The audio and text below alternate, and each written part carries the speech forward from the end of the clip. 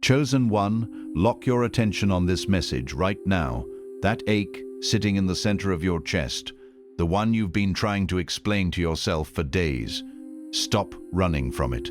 The enemy is working overtime right now for one reason and one reason only.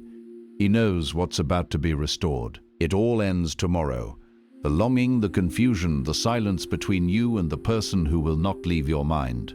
But hear this clearly. It's not ending because of time. It's ending because of what you have already done.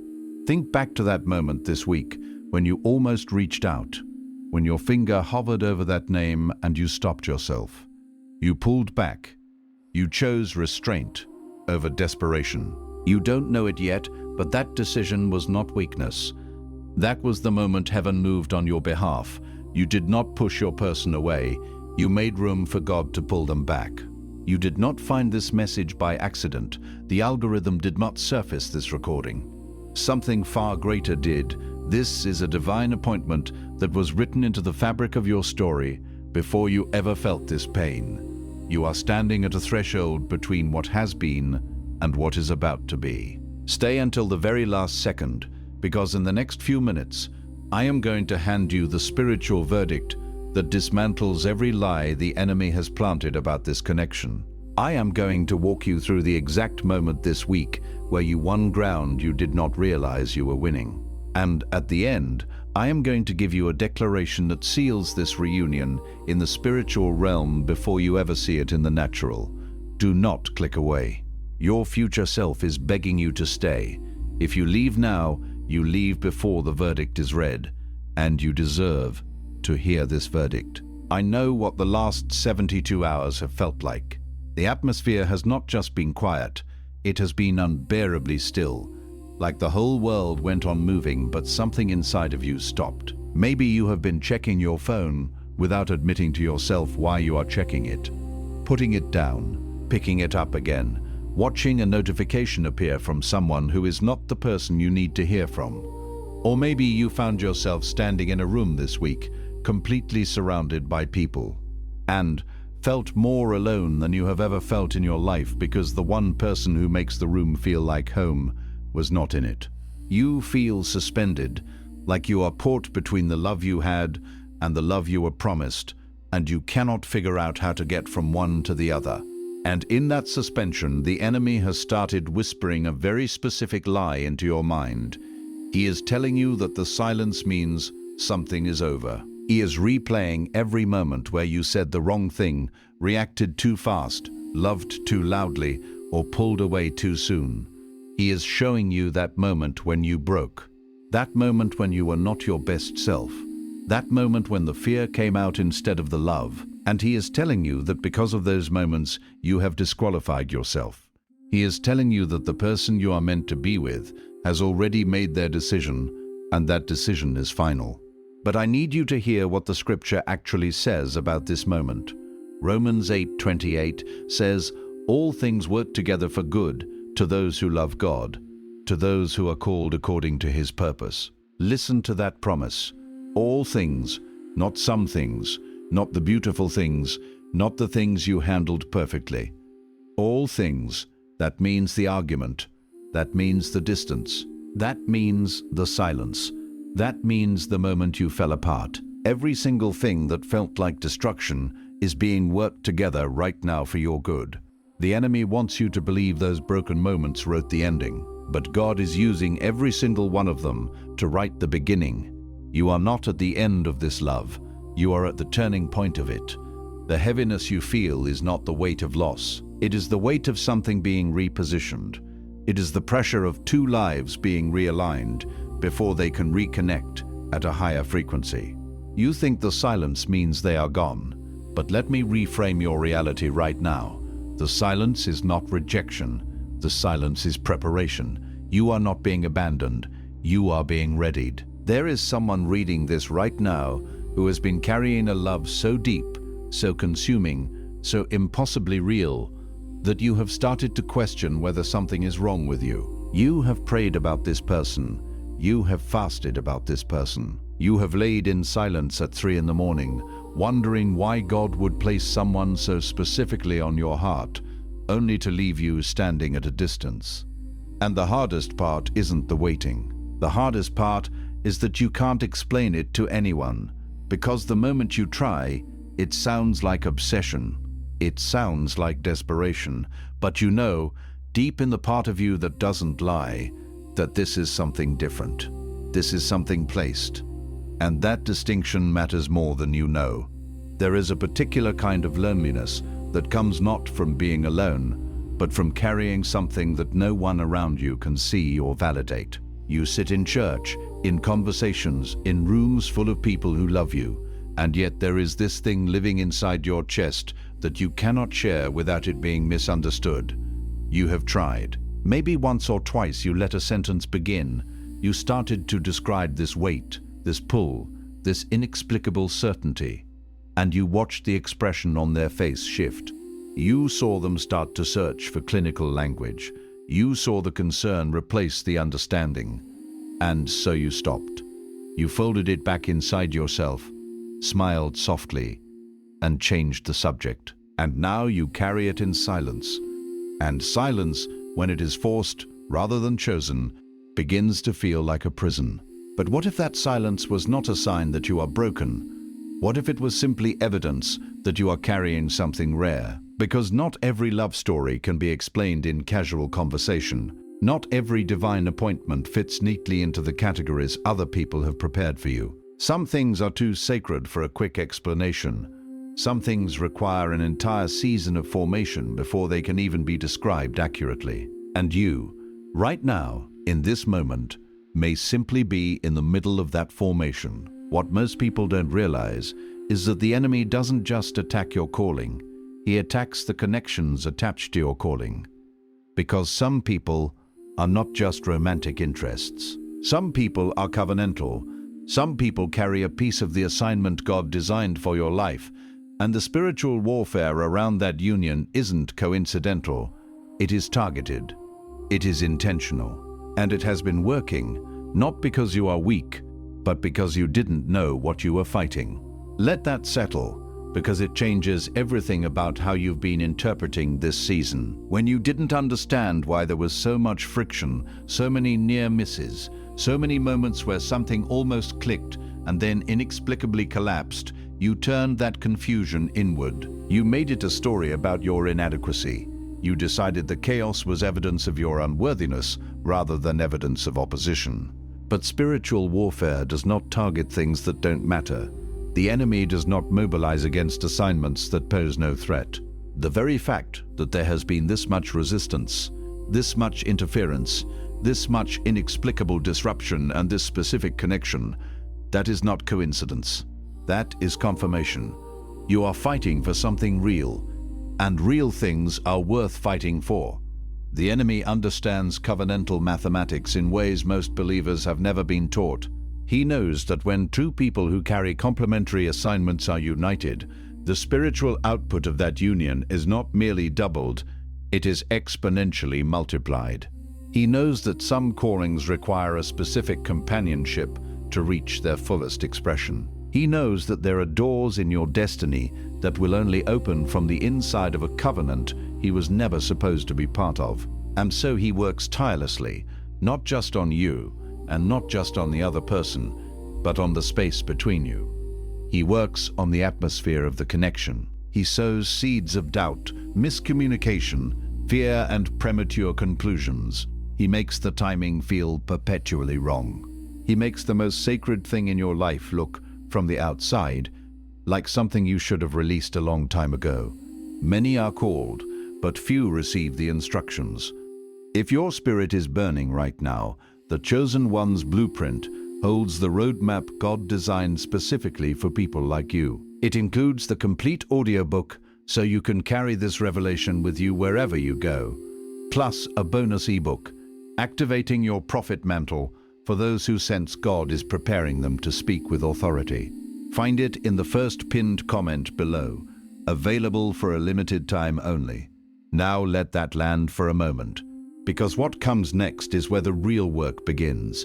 You have been told, by well-meaning people, by culture, by your own wounded logic, that if it hasn't happened yet, maybe it isn't supposed to. Maybe you misread it. Maybe you imagined the connection, and so you have spent seasons trying to talk yourself out of something God never told you to release. You have intellectualized a spiritual reality, trying to make peace with a silence you were never meant to simply accept. And that internal conflict, that tension between what you feel and what you've been told to feel, has been slowly eroding your confidence in your own discernment. There is an insidious kind of damage that happens when you are repeatedly told to distrust your own spiritual perception. Because discernment is not a luxury for the spiritually gifted few, it is a fundamental inheritance of every son and daughter of God. 1 Corinthians 12 doesn't list discernment as the property of an elite class. It lists it as one of the gifts of the Spirit, distributed as the Spirit determines, placed within human vessels who are called to steward it carefully. And when you are told, again and again, that what you are sensing is not real, that the knowing you carry is merely emotion, merely longing, merely wishful thinking, something in your spiritual architecture begins to fracture. You stop trusting the very instrument God placed inside you to navigate the invisible realm. And that is a profound loss. Not just in relation to this person, but in every area of your life where God needs you to hear clearly and move boldly. The recovery of your discernment begins right here. It begins with the simple but courageous acknowledgement that what you have felt about this person may not be delusion. It may be revelation. And there is a difference between a revelation that requires patient stewardship and a revelation that permits passive waiting. This is where it gets nuanced. This is where most people oversimplify and end up in error in one of two directions, either forcing movement that isn't theirs to force, or remaining so still that they become spiritually stagnant while calling it faith. But here's where it goes deeper. The problem isn't that you heard wrong. The problem is that you've been trying to move in human timing what God designed to move in divine timing. And those are two completely different speeds. Abraham didn't misread the promise when Isaac didn't arrive immediately. He misread the timeline, and in his impatience, he produced an Ishmael, something that looked like the answer, something that felt close enough, but carried consequences he never anticipated. How many times have you almost settled for your Ishmael? How many times have you nearly released the real thing to make room for something easier, something more available, something less painful to want? Think about what Ishmael represents in the architecture of your own story. Ishmael is not evil. Ishmael is not sin. Ishmael is a sincere attempt by a human heart to help God keep his word. And that is precisely what makes it so dangerous. Because the Ishmaels in your life don't arrive wearing warning signs. They arrive wearing the appearance of reasonableness. They arrive when you are tired of waiting and someone kind and available steps into your peripheral vision. They arrive when you have almost convinced yourself that maybe the connection you were holding on to was just projection. And here is something tangible, something immediate, something that requires no faith to touch. And so you reach for it. Not out of rebellion, out of exhaustion. And God, in his mercy, doesn't destroy you for it. But he does allow you to feel the weight of what it costs to carry a counterfeit when you were designed for the real. How many people are right now in relationships that began as Ishmael moments, decisions made in the gap between the promise and the fulfillment? How many are lying next to someone they chose in a season of doubt, wondering in the quiet of their hearts whether they released their Isaac before he ever had a chance to arrive? This is not a message of condemnation. This is a message of awakening. Because some of you reading this are not yet in that Ishmael moment. You are standing right at the edge of it. You are one more season of silence away from reaching for something that will ease the pain in the short term and complicate the promise in the long term. And this word is finding you right now, in this exact moment, because heaven is asking you to hold on just a little longer. Because here's the truth about divine connections. They are almost never convenient. They arrive in incomplete seasons. They surface when you aren't ready. They stir something in you before the circumstances align to support what you're feeling. And that gap, the space between the stirring and the manifestation, is where most people abandon what God is building. Not because they stopped believing in God, but because they stopped believing they were worth the full version of what He promised. That second part deserves to be said again, slowly, because it is the root of almost everything. People don't abandon divine promises primarily because they lose faith in God's ability. They abandon them because they quietly lose faith in their own worthiness to receive. There is a theological understanding that God is powerful enough to accomplish anything. And then there is the lived experience of wondering whether His best is really for someone like you. And those two things can coexist in the same heart, sometimes for years, without ever being honestly examined. You confess that God is able, but somewhere beneath that confession is a whisper that says, He may be able, but perhaps not willing. Not for me specifically. Perhaps there is something about my history, my failures, my complicated story, that places me just slightly outside the circle of people who receive the fullness of the promise. And that whisper, quiet and persistent, is the one that has been doing the most damage. And this leads us to something most people miss entirely. The delay around this person is not a denial, but it might be a mirror, because God doesn't just use connections to bless you, He uses them to develop you. And sometimes the reason you cannot yet step into that union is not because the other person isn't ready. It's because there are chambers in you that haven't been unlocked yet. There are fears you haven't faced. There are patterns of relating, learned in childhood, reinforced through disappointment, that would quietly sabotage the very thing you're praying to receive. God isn't withholding this person to punish you. He is preparing you so that when it arrives, you have the capacity to hold it. Consider what it means to carry something you aren't yet structured to hold. Water poured into a broken vessel doesn't stay. It seeps through the cracks, and eventually you find yourself empty again, wondering why the blessing didn't last. God, in His kindness, does not pour water into containers that cannot hold it, not because He is withholding the water, but because He understands that the devastation of losing it again would be greater than the temporary discomfort of waiting while the vessel is repaired. This season of preparation is not punishment. It is craftsmanship. God is a builder who does not rush the foundation. And the longer He is working on your foundation, the taller the structure He intends to build upon it. There are specific chambers that need to be addressed. There is the chamber of unprocessed grief, the losses you never fully mourned that have taught your nervous system to brace itself against joy, because every time something good appeared, it eventually disappeared. There is the chamber of performance, the belief that love must be earned through consistent excellence, that rest from striving will result in abandonment. There is the chamber of self-protection, the invisible armor you wore so long that you forgot it was armor and began to think it was simply skin. Each of these chambers has a specific key, and God, in His surgical precision, is working through this season to hand you each key in turn. The delay is not delay, it is divine surgery, and surgery by nature requires stillness. Stay with me, because what's coming next is the part that breaks the cycle. Think about Ruth and Boaz. The moment most people focus on is the harvest field, the divine encounter, the favor, the beautiful unfolding of redemption. But before any of that, Ruth had to make a choice that cost her everything. She had to release a familiar grief, leave a known land, and walk toward a future she couldn't see clearly. She didn't wait for Boaz to appear before she moved.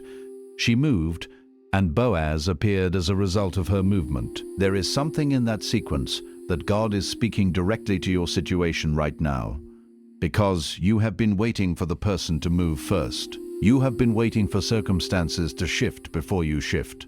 But sometimes the divine invitation is this: take one faithful step in the direction of your healing, your wholeness, your growth, and watch what heaven repositions in response. Ruth's story carries a weight that is easy to romanticize and hard to truly absorb.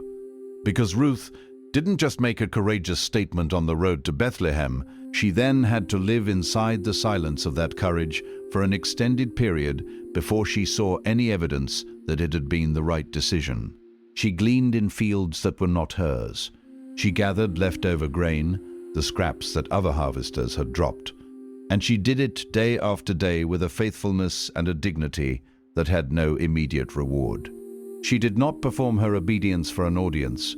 She was not waiting for someone to recognize how hard she was working and reward her publicly. She simply moved. She simply did the next thing. She simply showed up in her assigned field and trusted that if God was in this, the fullness of it would manifest in his timing. And Boaz, when he finally noticed her, did not notice her because she had been strategically positioning herself. He noticed her because someone who had been watching her faithfulness in obscurity gave him a report. Her character preceded her.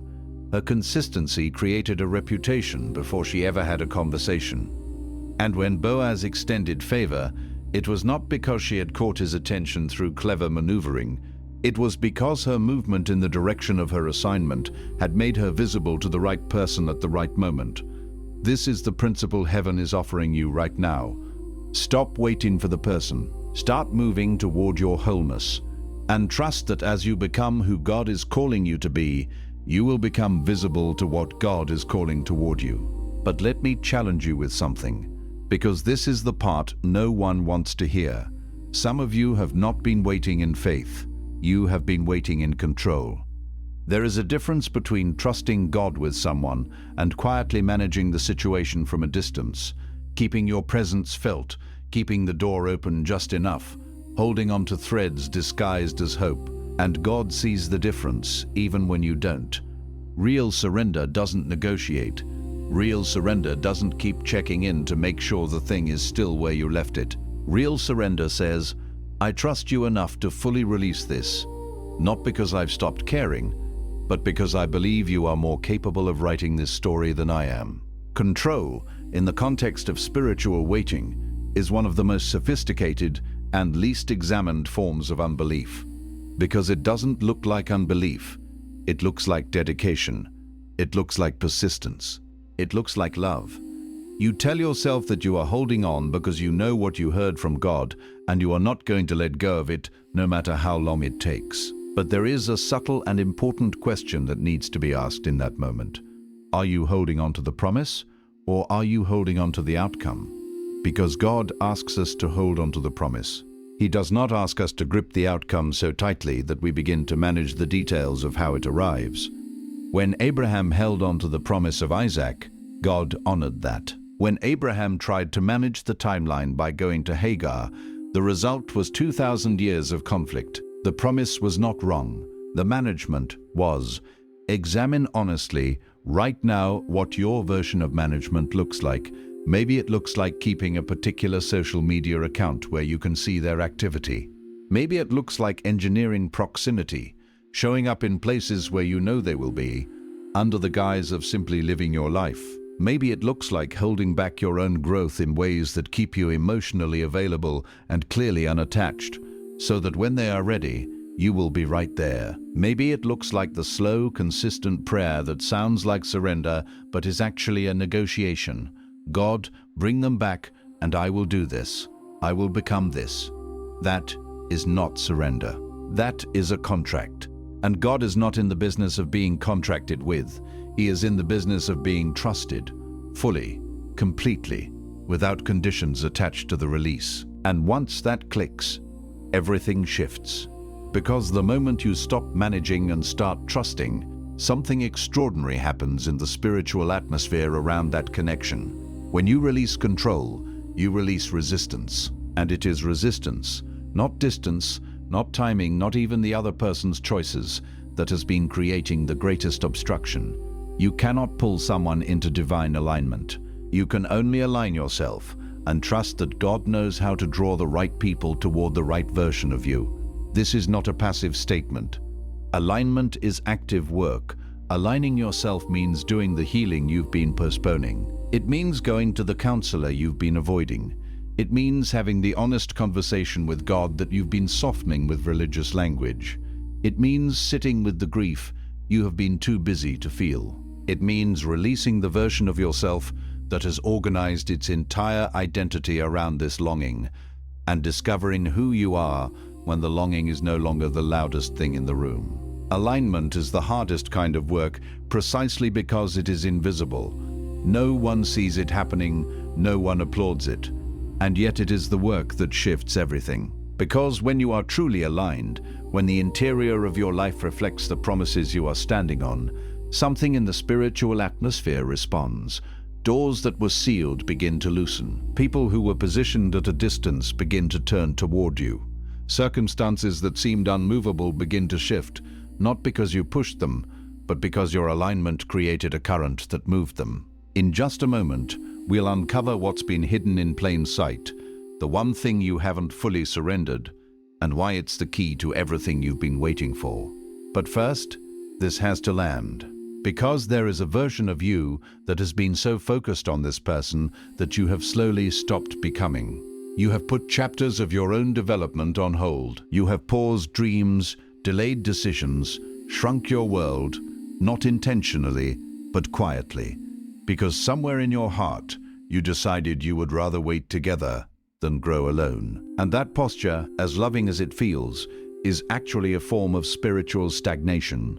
God does not call you to pause your becoming for anyone. He calls you to become so fully, so completely, so uncompromisingly yourself that when the appointed person arrives, they recognize in you someone who has already met God in the deep places, someone who has already wrestled and won, someone who doesn't need to be completed, but who is ready to be joined. The pausing is subtle. It rarely announces itself. You don't wake up one morning and consciously decide to stop growing. It happens in the accumulation of small decisions. The opportunity you didn't pursue because it would have required your full attention and you didn't want to close a door. The friendship you kept at a shallow level because building depth felt like a commitment to a future that might look different than the one you were imagining. The creative project you started and then set aside because inspiration requires presence, and you were only half present, the other half perpetually reserved for someone who may or may not be coming. You shrank, not all at once, but incrementally, consistently, quietly, in ways that now, when you look back, you can trace like a map of all the places you retreated from. And here is what God is saying in this moment.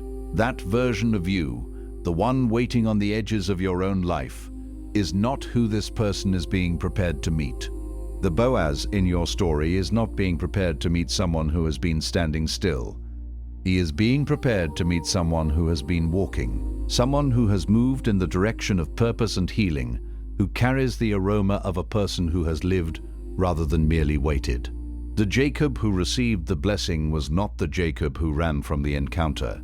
The Jacob who received the new name was the one who wrestled through the night until the dawn broke. And you are being invited to wrestle. Not with the person, not with the timing, but with every internal resistance that has been keeping you from the fullest expression of who God created you to be.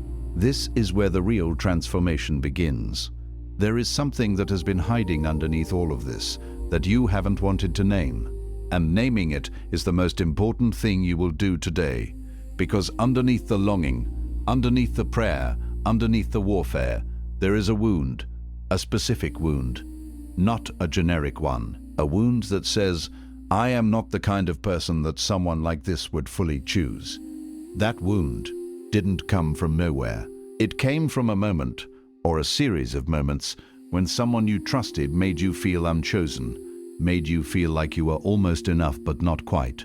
And that wound has been sitting quietly underneath every prayer you've prayed about this person, subtly shaping your posture, quietly whispering that God's best is for other people, that you will always be close to the promise, but never quite inside it. Try to locate that moment, if you can, not to revisit it with pain, but to identify it with clarity. Because unnamed wounds do not heal, they simply migrate. They move from relationship to relationship, from season to season, disguising themselves in new contexts while carrying the same ancient message. And the message is always some variation of the same lie. You are the one people leave. You are the one people choose second. You are the one who gives more than you receive. You are the one who loves deeply and is loved cautiously in return. And you have carried that message for so long that it has become part of your operating system. You have built entire relational strategies around it, ways of presenting yourself that minimize the risk of it being confirmed, while simultaneously ensuring that the behaviors you exhibit in relationships actually recreate the exact dynamic that confirms it. This is not a character flaw. This is the mechanics of a wound. And wounds respond to treatment, not to willpower. The most courageous thing you will do today is not the declaration. The most courageous thing you will do today is name the wound, speak it into the light. Call it what it is, not with shame, not with drama, but with the quiet, steady clarity of someone who has decided they are done letting an unnamed thing run their life from the basement. Because light is not dramatic. Light is simply light. And when you bring something into the light, it loses the power it had in the darkness. And here is the part you probably didn't expect. The thing that has been blocking this connection isn't the enemy. It isn't your past. It isn't even the other person's free will. It is an identity agreement you made in a moment of pain.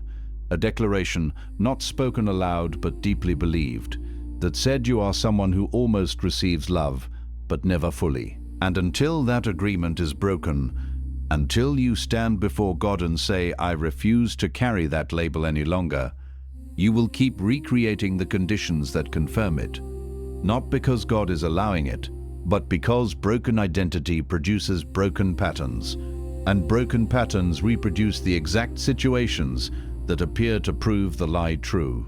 An identity agreement is one of the most powerful forces in human experience precisely because it is invisible and self-referential. It operates below the level of conscious decision-making. You don't choose in a given moment to confirm the belief that you are someone who almost receives love.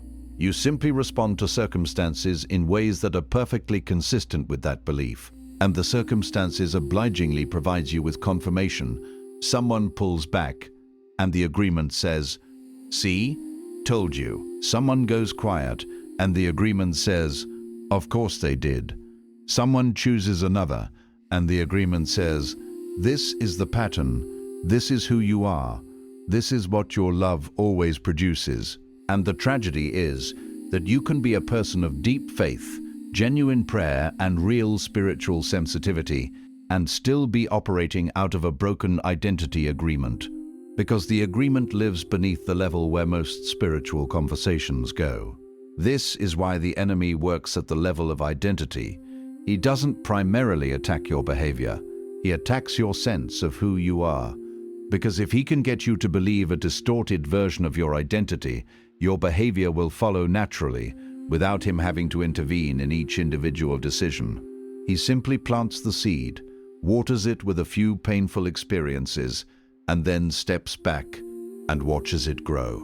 And you, trying to manage your life at the level of circumstances and choices, never quite reach down deep enough to address the root. This is the cycle God is asking you to end today. Not tomorrow, not when the person comes back, not when the circumstances improve. Today, right now, in this moment. The invitation to end a cycle in a single moment is not naive. It doesn't mean that all the healing happens instantly. It means that the decision, the moment of consent to a new identity, is a real and powerful thing, and it happens in a moment. The healing that follows that decision is a process, but the decision itself is a threshold, and God is standing at that threshold right now, not urging, not demanding, but inviting, with the same patient, expectant love that has been there through every painful confirmation of the lie, waiting for the moment when you would be ready to choose differently. Because you were not created to almost be chosen. You were created to be fully, completely, covenantally loved by God first and by the right person in His time. And that is not a consolation. That is a promise. And promises from heaven don't expire. They don't diminish. They don't get given to someone else while you weren't looking. They wait for you to become the person who can finally receive them without flinching. There is a beautiful and overlooked truth in the way God treats promises. He doesn't reassign them to someone more prepared while you are still in process. He doesn't look at your timeline and decide you've taken too long. and offer your portion to someone else who moved faster. His faithfulness is not contingent on your pace. His commitment to the promise he made over your life does not waver because the fulfillment is taking longer than expected. What he requires is not speed. What he requires is direction. Are you moving toward him? Are you moving toward wholeness? Are you moving toward the person he is calling you to become? If the answer is yes, even imperfectly, even slowly, even with setbacks, then the promise is intact, and the fulfillment is not lost. It is simply being held in the hands of the one who knows exactly when the moment is right. Place your hand on your heart right now and declare this with me. I break every agreement I have made with rejection. I release the belief that I am someone who almost receives love. I release the pattern of managing what I should be trusting. I release the fear that this promise belongs to someone else. I declare that I am seen by God, chosen by God, and prepared by God for the fullness of what He has promised. I will not shrink. I will not pause my becoming. I will not rehearse my unworthiness in the presence of a God who calls me worthy. I trust His timing. I trust His plan. I trust that this person, this connection, this covenant, if it is from Him, cannot be lost, and if it is from Him, it will find me in the fullness of who I am becoming. I step forward. I step whole. I step free. Let that declaration settle into the places in you that have been waiting to hear it. Let it reach past the surface and into the chambers that have been locked. Because words spoken in faith, in the presence of God, with the full weight of belief behind them, those words carry creative power. The same God who spoke light into existence speaks through your declarations when they are aligned with His character and His promises. This is not positive thinking. This is covenant language. This is a son or daughter of God standing before their Father and saying, I receive what you said about me. I receive the fullness of what you prepared for me. I lay down the agreement that said I was less, and I pick up the truth that says I am chosen, covered, and called. And if this declaration stirred something uncomfortable in you, if you found resistance rising as you tried to say it, that resistance is information. It is showing you exactly where the agreement is lodged. It is pointing to the specific belief that needs the most direct attention. Do not bypass the resistance. Sit with it. Ask God to show you the moment when that agreement was made. Ask Him to bring His truth to that specific place. Not in generalities, but surgically and specifically, the way only He can, because He was there when it happened, and He has never agreed with the lie you believed in that moment. If this message reached something really new today, do not let it pass without acting on it. Leave a comment below and tell me what broke open. Share this with one person who is carrying this same silent war. And if you are ready to go deeper into understanding your divine assignment, your spiritual identity, and the patterns God is breaking in this season, the link is in the first pinned comment. You were not meant to walk this alone.